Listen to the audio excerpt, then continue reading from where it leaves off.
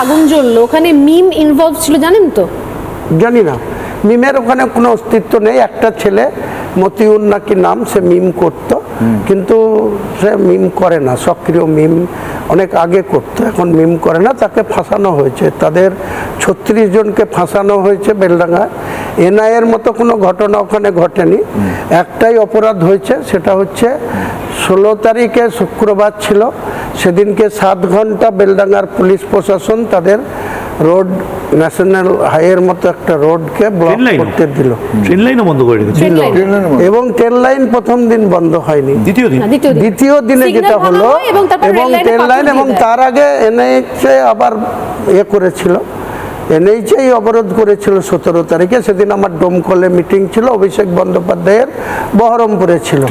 আমার গাড়ির কনভয় নিয়ে যখন যাচ্ছিলাম, তখন আচানক দেখা গেল এটা তৃণমূলের এক গেম প্ল্যান, যে আমার গাড়ির কনভয়টাকে যদি কোনো কারণে আটকে দেওয়া যায়।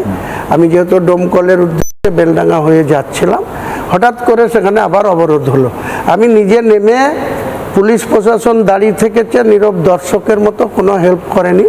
আমি নিজে দাঁড়িয়ে রাস্তা ক্লিয়ার করে লরি পাস করিয়েছি, আমাদের গাড়ির পাস করিয়ে নিয়ে গিয়েছি। আমি যখন বহরমপুরে পৌঁছেছি, তখন শুনলাম যে আবার উস্কানিমূলক আবার অবরোধ, এবং তখন আর এনএইচ অবরোধ না করে ট্রেন অবরোধ করা হয়েছে, পাঁচড়াহা মোড় এবং একটা হিন্দুর দোকানে ভাঙচুর করা হয়েছে, আক্রমণ করা হয়েছে। মোটেই সাপোর্ট করি না। আমি ওইখানে নেমে বলেছিলাম, এসব করা আমি বরদাস্ত করবো না, আমি তোমার পক্ষে থাকবো না। না বলেছেন নিঃসন্দেহে, কিন্তু আসলে ক্যামেরার সামনে কি বলছেন আর ক্যামেরার আড়ালে কি ইনস্ট্রাকশন দিচ্ছেন? হুমায়ুন কবির কোনোদিন ওপেন যেটা বলে আর আলাদা করে কিছু তার পারিবারিক জীবনে গোপনীয়তা রাখতে হয়, সেটুকু রাখা হয়। বাকি কোনো কিছুর জন্য হুমায়ুন কবির কোনো গোপন চক্রান্তের সঙ্গে, 62 বছর প্লাস বয়স হয়েছে, কোনোদিন এই পরিকল্পনা হুমায়ুন কবিরের থাকে না, আগামী দিনেও থাকবে না। আচ্ছা, ভোট যে ঘোষণা, হ্যাঁ, ভোট যে ঘোষণাটা হচ্ছে 2 দফা বা 3 দফা, যাই ভোটটা হোক না কেন, ডিভিডেন্ড অনেকে বলছে তৃণমূল কংগ্রেস পাবে, কারণ এসআইআর নিয়ে যে পরিমাণ মানুষের মধ্যে ক্ষোভ আছে, তাতে নাকি বিজেপি একটু ব্যাকসিটে। এটা তৃণমূল কংগ্রেসের কথা বলছি। আপনাদের কেন ভোটটা দেবে মুসলিম সম্প্রদায়ের মানুষ?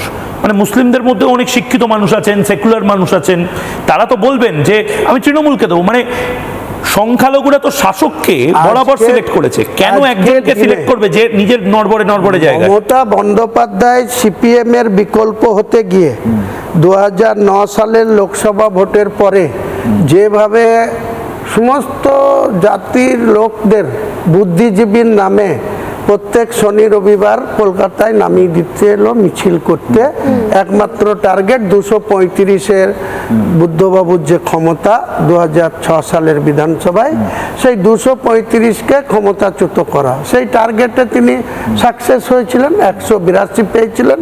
আর আইএনসি, ইন্ডিয়ান ন্যাশনাল কংগ্রেস 42-এর মধ্যেই হুমায়ুন কবির ছিল। যাই হোক, সেটা ক্ষমতা দখল করেছিল। আজকের দিনে মমতা বন্দ্যোপাধ্যায়কে বাংলার ক্ষমতায় রাখতে কেউ চায় না, তার জন্য মুসলিমরা ভোট দেবে না, অমুসলিমরাও ভোট দেবে না মমতা ব্যানার্জিকে।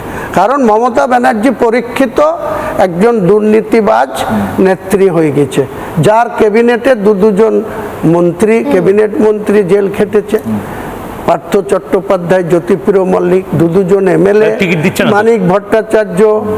আরে টিকিট না দিলে একজন চোর চুরি করলো, তার ডাকাতি কেসে জাজমেন্ট হলো, তারপরে যদি সে মারা গেল, মানে কি সে শুদ্ধ হয়ে গেল? তার ডাকাতি নাম ঘুচে গেল?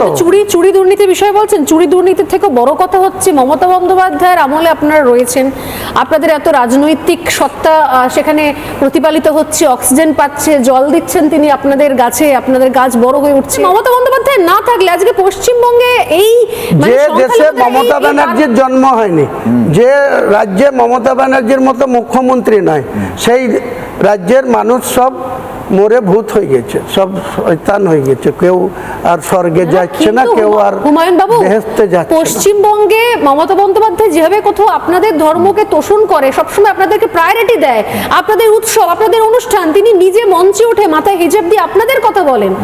আমাদের কথা বলতে হবে না, মুসলিমদের কথা আর মমতা ব্যানার্জিকে বলতে হবে না। তার জন্য মুসলিমদের জন্য অনেক নেতা আছে, নওশাদ হয়েছে, হুমায়ুন কবির আছে, ওই সেলিম সাহেব আছে, আরও গ্রামে গ্রামে মুসলিম নেতা আছে। উনি ওনার ব্রাহ্মণ সমাজকে ওনার পক্ষে টানুন না, এত মন্দির করছেন, এত তিনি দুর্গা প্রতিমায়ের স্যালুট নিচ্ছেন, কার্নিভাল করছেন, ইউনেস্কোতে নাম তুলছেন, তা তিনারা ভোট দিলেই তো তিনি ক্ষমতায় এসে যাবেন। মুসলিমদের ভোটের আশা করছেন কেন? তিনবার মুসলিমরা ভোট দিয়ে তো ওনাকে মুখ্যমন্ত্রীর কুর্সিতে বসে। তাহলে উনি বলছেন যে এতদিন ধরে যে আপনাদের কথা ভাবলেন সবটা মানে বেকার, মানে আপনারা ওনার কাছ বুদ্ধবাবুরা থেকে কি ভাবেনি? জ্যোতিবাবু কি 23 বছর ভাবেনি মুসলিমদের কথা? তারপরে বুদ্ধবাবুরা 2001 থেকে বুদ্ধবাবু 2011 এসে 13ই মে কিভাবে বুদ্ধবাবুকে মুসলিম ভোটরা শিক্ষা দিল, দিয়ে মমতা ব্যানার্জির পক্ষে ভোট দিল। কথা বলছেন, মানে সারা জীবন নিয়ে যাবেন, সারা জীবন নিয়ে যাবেন, তারপর পান থেকে চুনটি খসলে আপনি বলবেন না দেবো না। ও বাবা, শুধু কি ওনাদেরই গদিতে বসার অধিকার? সিপিএম কে সরিয়ে দিলে ব্রাহ্মণ সমাজেরই বাংলার মুখ্যমন্ত্রী হওয়ার অধিকার। তাহলে ওই ঝাড়খণ্ডে যান, সোরেনদের কত পার্সেন্ট আছে? আপনি তো 3-4 নৌকোয় দিয়ে বসে আছেন, কখনো মুসলিম বলছেন, কখনো বলছেন আদিবাসী বলছেন, কখনো বলছেন শিডিউল কাস্ট শিডিউল ট্রাইব বলবো না, আদিবাসীরা মানুষ না, উপরওয়ালা তাদেরও মানুষ। মুসলিম নয়, আদিবাসীরা কি মুসলিম?